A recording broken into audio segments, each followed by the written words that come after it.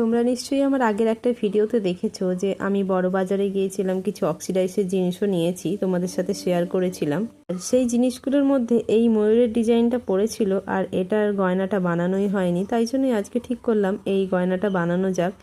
আর এখানে আমি এই যে এরকমভাবে গয়নাটা তৈরি করেছিলাম, আর এটা দেখছিলাম কীরকম ডিজাইন করলে বেশি দেখতে ভালো লাগে। গয়না বানাতে বানাতে গয়না বানানোর একটা সত্যিই নেশায় দাঁড়িয়ে গেছে। একদিন যদি গয়না না বানাই, মানে কোনো জিনিস যদি না বানাই, তখন কিন্তু খুব মন খারাপ লাগে। আর এখানে দুটো ছোট্ট ময়ূরের ডিজাইনের কানের দুল ছিল, এটা আগে থেকেই তৈরি করা ছিল, আর নিচের দিকে একটা আংসা ছিল বলে তাই জন্যই ভাবলাম ওর নিচেতে একটা কিছু যদি ঝুলিয়ে দেওয়া যায় খুব ভালো লাগে।